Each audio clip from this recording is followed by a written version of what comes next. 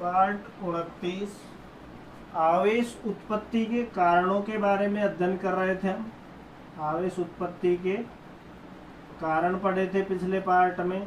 आवेश उत्पत्ति के कारणों के अंतर्गत हम 3 कारणों के बारे में पढ़ चुके हैं। कौन कौन सा कारण पढ़ा था हमने? घर्षण वैद्युतीकरण पढ़ा। उसके बाद में पृष्ठीय जो आयन है, पृष्ठीय आयनों का विघटन है, उसके विघटन के कारण पढ़े।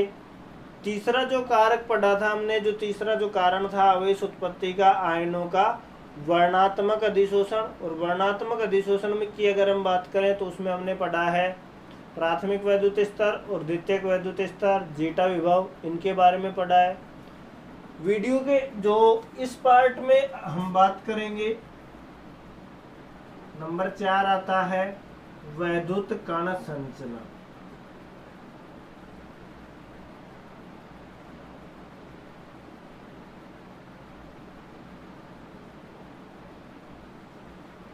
इलेक्ट्रोफेरोसिस। इलेक्ट्रोफेरोसिस या फिर वैद्युत कण संचलन की अगर हम बात करें, होता क्या है? तो विद्युत क्षेत्र की उपस्थिति में कोलोइडी कणों का विपरीत आवेशित इलेक्ट्रोडों की ओर अभिगमन क्या कहलाता है? वैद्युत कण संचलन कहलाता है। परिभाषा समझ में आई? वैद्युत कण संचलन किसे कहेंगे?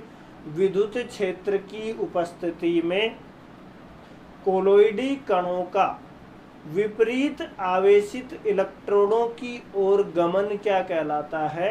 वैद्युत कण संचलन कहलाता है। वही कोई भी कोलोइडी विलयन है और उस कोलोइडी विलयन में हम क्या लगा दें? इलेक्ट्रोड लगा दें। एक तो क्या लगा दें? कैथोड लगा दें, और दूसरा क्या लगा दें? एनोड लगा दें। एक कैथोड हो गया, दूसरा एनोड लगा दें। अब जैसे इसमें विद्युत क्षेत्र लगाया कोलोइडी विलयन में, जैसे मान लेते कोलोइडी सोल है, कोलोइड है, इस कोलोइडी विलयन में विद्युत क्षेत्र लगाया तो इन कोलोइडी विलयन में आयन पाए जाएंगे, विपरीत आवेशित आयन पाए जाएंगे। जो पिछला पार्ट था वैद्युत प्राथमिक वैद्युत स्तर और द्वितीयक वैद्युत स्तर में हमने जाना, तो जो नेगेटिव आवेश है वो तो पॉजिटिव की ओर गमन करेगा और पॉजिटिव आवेश है वो नेगेटिव इलेक्ट्रोड की ओर गमन करेगा। यही गमन क्या कहलाता है? वैद्युत कण संचलन कहलाता है। परिभाषा समझ में आ गई होगी। उसके बाद में एक आता है धन कण संचलन।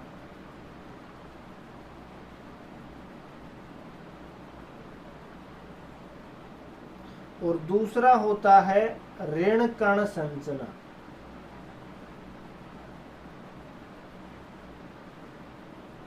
धन कण संचलन किसे कहेंगे और ऋण कण संचलन किसे कहेंगे? तो जो कोलोइडी कण है, कोलोइडी कणों का कैथोड की ओर अभिगमन क्या कहलाएगा? धन कण संचलन कहलाएगा। यानी कि जो धनावेशित कण है वही ऋणावेशित कणों की ओर आकर्षित होंगे, ऋणावेशित इलेक्ट्रोड की ओर आकर्षित होंगे। तो कोलोइडी जो कण है, कोलोइडी कणों का कैथोड की ओर अभिगमन तो क्या कहलाता है? धन कण संचलन।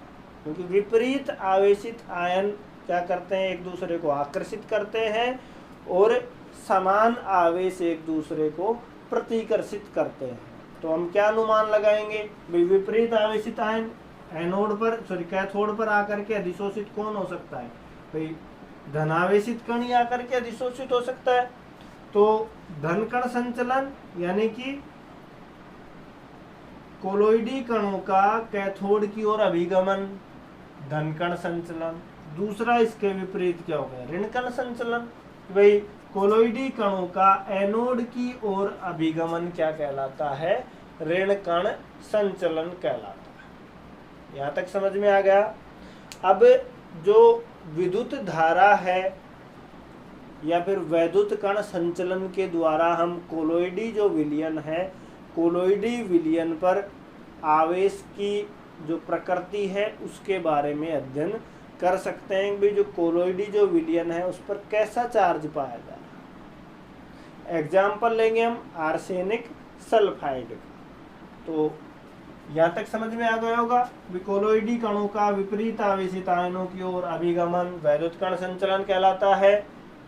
उसके बाद में धन कण संचलन, यानी कि कोलोइडी कणों का कैथोड की ओर अभिगमन धन कण संचलन और एनोड की ओर अभिगमन ऋण कण संचलन कहलाता है। वैद्युत कण संचलन का उपयोग, वैद्युत कण संचलन के द्वारा कोलोइडी विलयन है उन पर आवेश की प्रकृति ज्ञात कर सकते हैं। एग्जाम्पल के तौर पर हम क्या लेते हैं, आर्सेनिक सल्फाइड लेते हैं, यानी कि जो वैद्युत कण संचलन में जो आयन होते हैं वो एक दूसरे इलेक्ट्रोड पर जाकर के अपने आवेश को त्याग देते हैं और स्कंदित हो जाते हैं, यानी कि उदासीन हो जाते हैं। एग्जाम्पल की अगर हम बात करें, एग्जाम्पल ले लेते हैं हम किसका, आर्सेनिक सल्फाइड का ले लेते हैं। आर्सेनिक जो सल्फाइड के जो कण हैं विद्युत क्षेत्र की उपस्थिति में जो एनोड होता है, एनोड पर जाकर के क्या हो जाते हैं, उदासीन यानी कि स्कंदित हो जाते हैं, अपने आवेश को त्याग देते हैं। तो इस आधार पर हम क्या कह सकते हैं कि जो आर्सेनिक जो सल्फाइड है उसका कोलोइडी विलयन कैसा होता है, ऋणात्मक होता है। ये जो कण है कोलोइडी अवस्था में तो छोटे आकार के होते हैं, यानी कि 1 नैनोमीटर से 1000 नैनोमीटर के मध्य में होते हैं, लेकिन जैसे ही एनोड पर जाकर के स्कंदित होंगे तो ये कण आपस में संयुक्त होकर के बड़े कणों में बदल जाते हैं और उदासीन अवस्था में प्राप्त हो जाते हैं। तो चित्र के द्वारा समझते हैं। तो इसके लिए क्या करते हैं, ट्यूब लेते हैं, वी आकार की नली,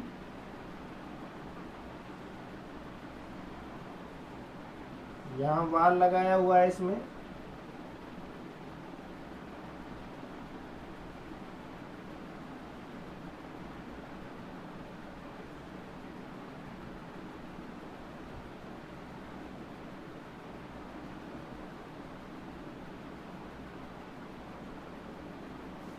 ये वी आकार की नली है। इसमें क्या कर रखा है हमने, एग्जाम्पल किसका लिया है, आर्सेनिक सल्फाइड का, AS2S3 का। और पीछे का जो पार्ट था उसमें हमने पढ़ा था इस पर जो ऋणावेशित सोल होता है कौन अधिशोषित होता है, सल्फाइड आयन अधिशोषित होता है। इस कारण हमने इसको ऋणावेशित कोलोइडी सोल कहा था इससे पिछले वाले पार्ट में, 28वें पार्ट में। तो आर्सेनिक सल्फाइड है, ये हमने क्या कर रखा है, इसमें कोलोइडी विलयन के रूप में भर रखा।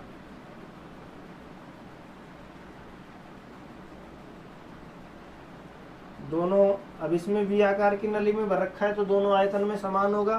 तो ये क्या है, AS2S3 सोल, आर्सेनिक सल्फाइड का क्या है, सॉल्यूशन है, जो पीले कलर का होता है, येलो कलर का होता है। ये स्थिति है प्रारंभ में। अब हम क्या करते हैं, इसमें जल भर देते हैं।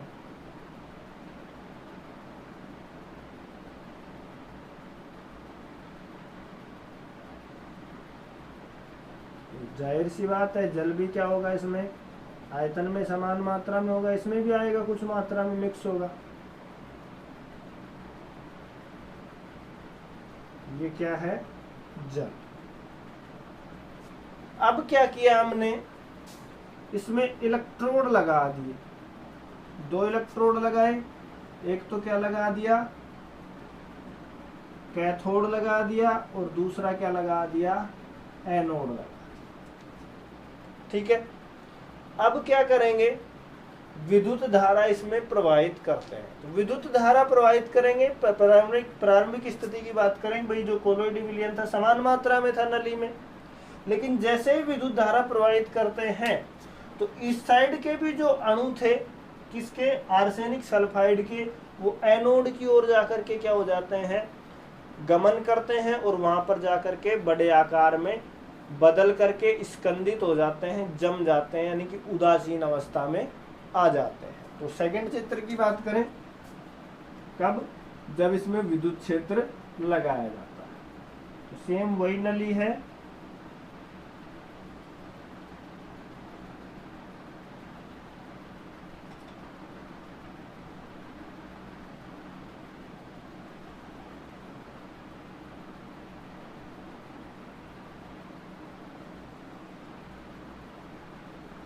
जो पहले ली थी,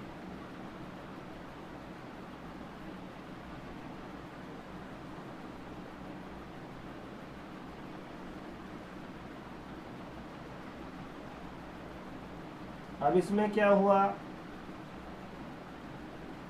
जो कोलोइडी विलयन था वो किस ओर गमन करता है, ये बाल लगा हुआ है इसका,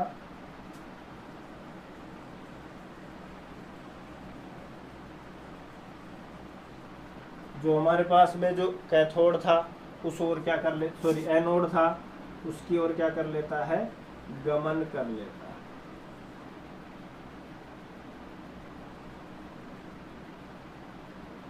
ये क्या है, कैथोड, और ये क्या है, एनोड।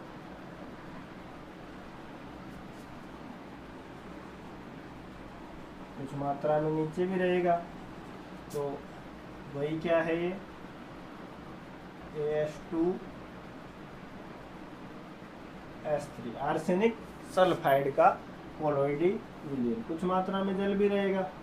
अब इसमें ये स्थिति क्या है, ये तो प्रारंभ में स्थिति है, और वो क्या है, बाद की स्थिति है, यानी कि अंत की स्थिति है।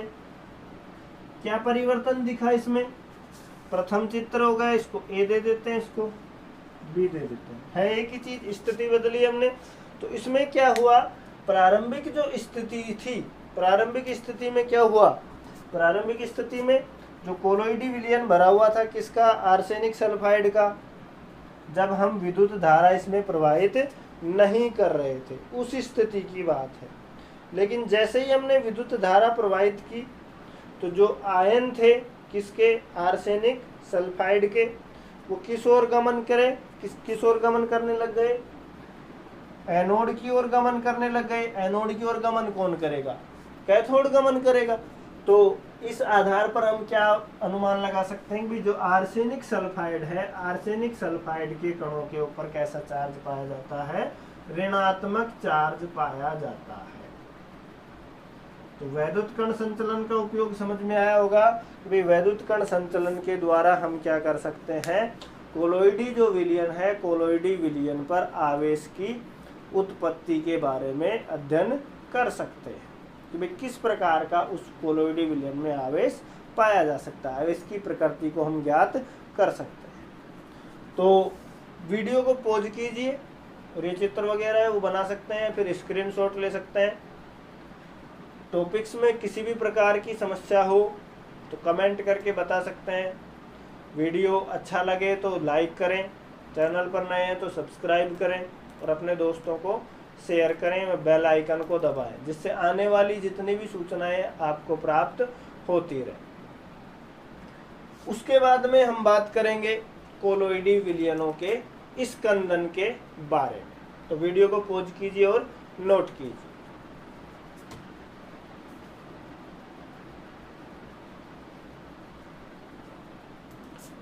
चलिए नेक्स्ट टॉपिक आता है हमारे पास में, आवेश उत्पत्ति के कारण पढ़ लिए हमने। कोलोइडी विलयनों का स्कंदन, भी कोलोइडी विलयनों का स्कंदन किस प्रकार से करवाया जाए, तो किस प्रकार से स्कंदन होता है।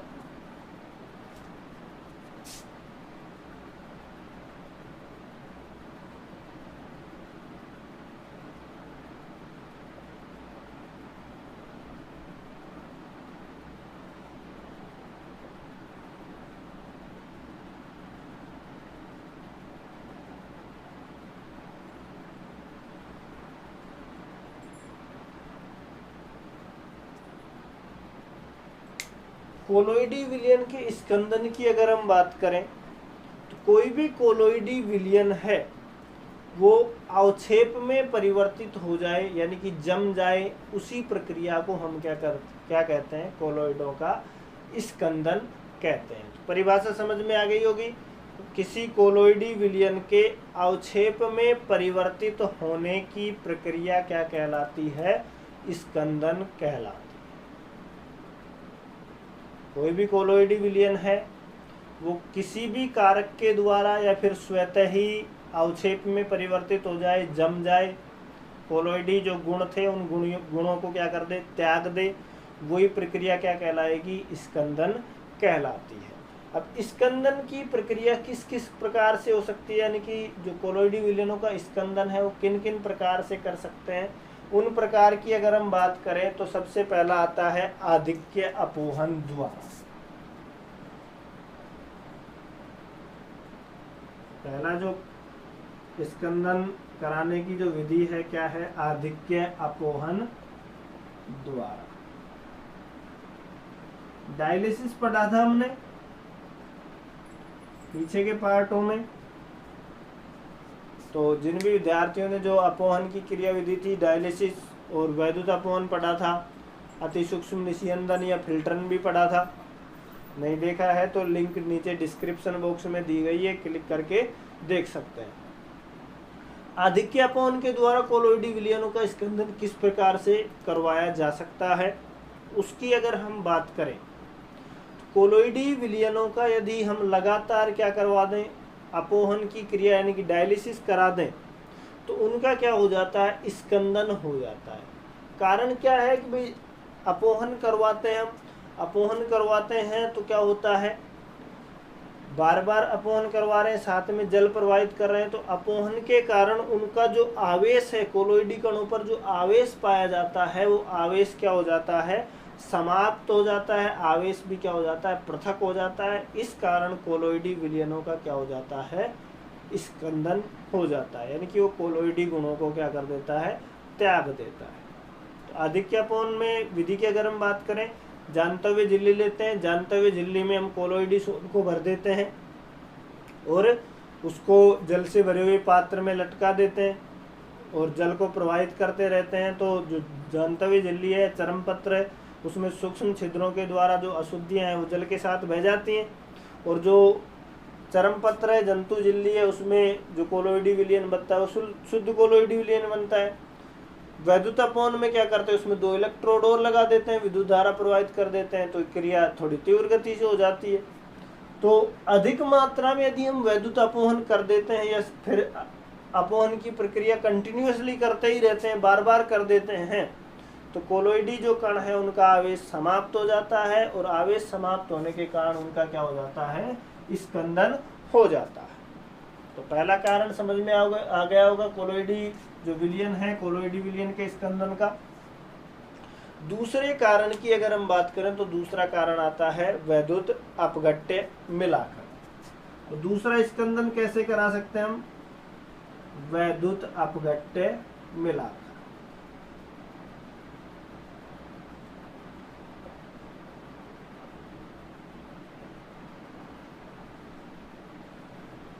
कोई भी कोलोइडी विलयन है, यदि हम उसमें क्या कर दें, वैद्युत अपघट्य की थोड़ी सी मात्रा डाल देते हैं, तो क्या हो जाता है, कोलोइडी विलयनों का स्कंदन हो जाता है।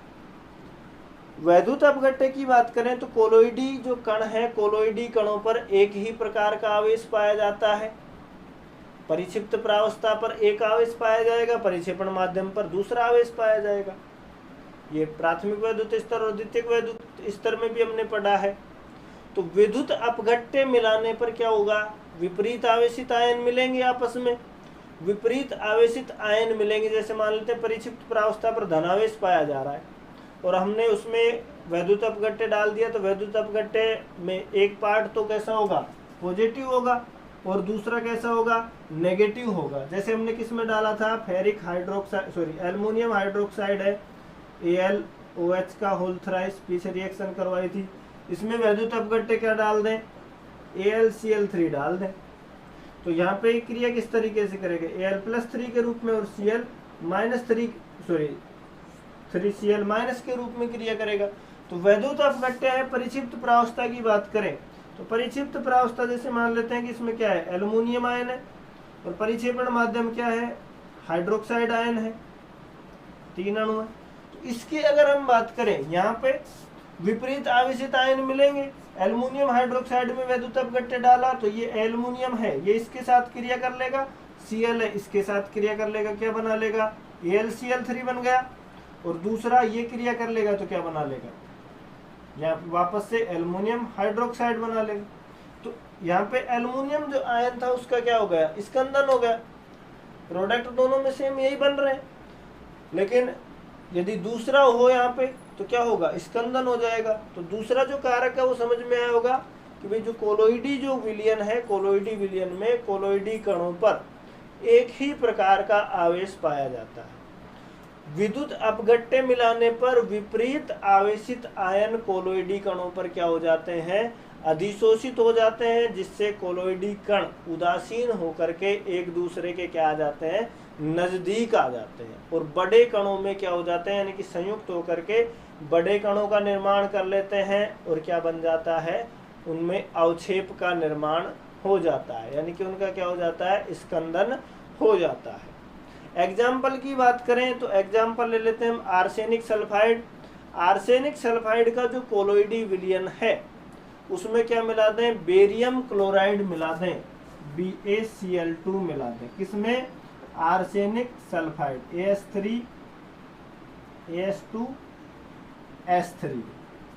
तो क्या होगा, ऋणावेशित सोल है, ऋणावेशित सोल कणों का उदासीनीकरण किस प्रकार से हो जाएगा, बेरियम आयनों के द्वारा हो जाएगा। रिएक्शन देखते हैं इसको, ये तो सेम वाली थी, मेन रिएक्शन देखते हैं। आर्सेनिक सल्फाइड है AS2S3,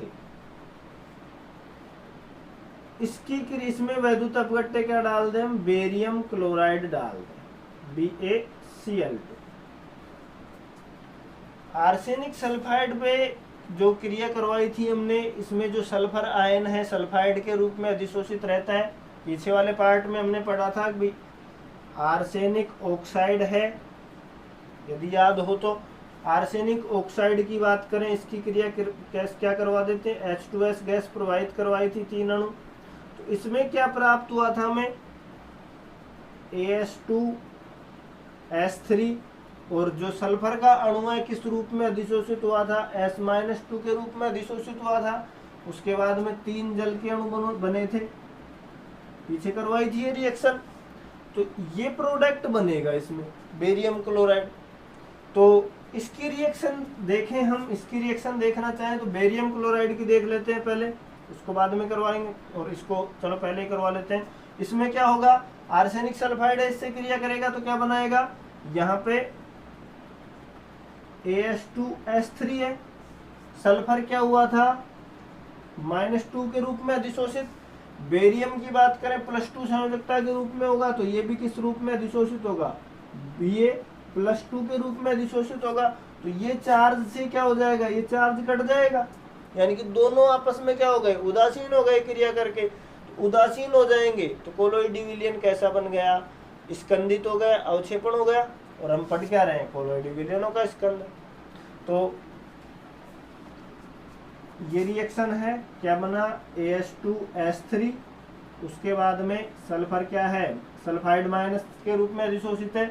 उसके बाद में दूसरा अधिशोषण किसका होगा, बेरियम आयनों का होगा। बेरियम क्लोराइड के आयनों के टूटने की अगर हम बात करें, किस प्रकार से टूटेगा, Ba+2 के रूप में और 3Cl- के रूप में। ऋणावेशित कोलोइडी कण थे, किसमें बदल गए, धनावेशित कोलोइडी कण में बदल गए। तो इसकी क्रिया वापस से करवाना चाहे इससे भी समझ सकते हैं, या फिर डायरेक्ट इसको ये रिएक्शन के बाद में इससे क्रिया करवाना चाहें, AS2S3 प्लस में Ba+2 के साथ। तो इस क्रिया को करवाएंगे हम। सल्फाइड आयन क्या है, अधिशोषित है, S-2 के रूप में, प्लस में किसके साथ, Ba+2 के साथ में। सेम वही यही प्रोडक्ट बनेगा, क्या बना है हमारे पास में, AS2S3 S-2, और दूसरा अधिशोषित क्या हुआ, Ba+2। इस प्रकार भी लिख सकते हैं, या फिर शुरू में समझाया उस प्रकार से भी कर सकते हैं। कोई भी समस्या आ रही हो वीडियो को तो रिवर्स करके देख सकते हैं, या फिर कमेंट करके बता सकते हैं कि भाई इस पार्ट में समस्या है, सॉल्यूशन कर दिया जाएगा। तो यहाँ पे क्या था हमारे पास में, ऋणावेशित सॉल्यूशन था। यहाँ पे कैसा सॉल्यूशन है, यहाँ पे ये जो बना था ऋणावेशित, यानी कि नेगेटिव कोलाइड, और यहाँ पर कैसा हो गया, उदासीन कण हो गए।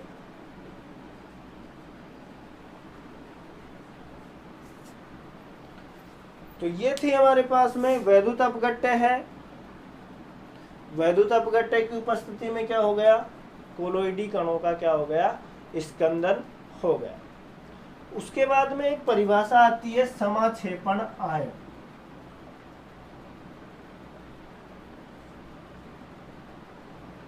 समाक्षेपण आयन किसे कहेंगे, छोटे सवाल के रूप में पूछ लिया जाता है कि समाक्षेपण आयन क्या होता है।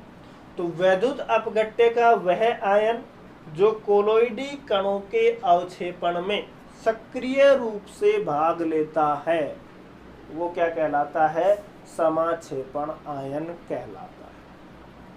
तो इस विलयन में समाक्षेपण आयन कौन सा होगा, बेरियम आयन है। ये वैद्युत अपघट्य में वैद्युत अपघट्य के सक्रिय आयन के रूप में भाग ले रहा है, तो इस कारण ये क्या कहलाएगा, समाक्षेपण आयन कहलाएगा। तो समाक्षेपण आयन की परिभाषा समझ में आई होगी, वैद्युत अपघट्य का वह भाग जो स्कंदन की प्रक्रिया में, अवक्षेपण की प्रक्रिया में सक्रिय रूप से भाग लेता है, समाक्षेपण आयन कहलाता है। तो ये थे हमारे पास में कोलोइडी विलयनों के स्कंदन के गुण, आधिक्य अपवहन के द्वारा और वैद्युत अपघट्य मिला करके कोलोइडी विलयनों का स्कंदन करवाया जा सकता है। वीडियो के नेक्स्ट पार्ट में हम पढ़ेंगे हार्डी-सुल्से का नियम, उसके बाद में सर्वनांक संख्या है, गोल्ड नंबर है, वो पढ़ेंगे। तो वीडियो पसंद आया तो वीडियो को लाइक करें, शेयर करें और कमेंट करें। तो मिलते हैं वीडियो के नेक्स्ट पार्ट में। धन्यवाद।